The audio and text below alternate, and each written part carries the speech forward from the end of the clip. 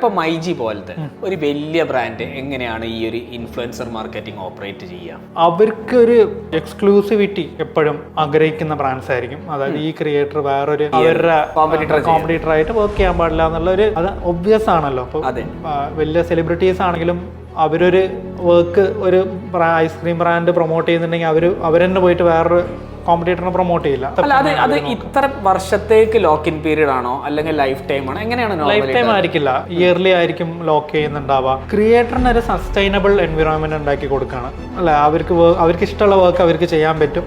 So അവർ content, അതേപോലെ brand ആണെങ്കിലും content അവിടെ ജനറേറ്റ് ആവും. അപ്പോൾ അവർ ട്രസ്റ്റ് ചെയ്തെടുത്ത ക്രിയേറ്റേഴ്സ് ആണ്. അതായത് ഇപ്പോൾ പറയാം, നെക്സ്റ്റ് ഡേ ഒരു പ്രൊഡക്റ്റ് ലോഞ്ച് ചെയ്യുന്നുണ്ടെങ്കിൽ അന്ന് അവിടെ അവരെത്തിക്കാൻ പറ്റും. ഒരു ഡിലേസ് ഉണ്ടാവില്ല, കോണ്ടന്റ് കിട്ടുന്നതിലുള്ള ഡിലേസ് ഒഴിവാക്കാൻ പറ്റും. എല്ലാം പെർഫെക്റ്റ് ആയിട്ട് നമുക്ക് ചെയ്യാൻ പറ്റും. അപ്പോൾ ഇത് ബിഗ് ബ്രാൻഡ്സ് ആണ്.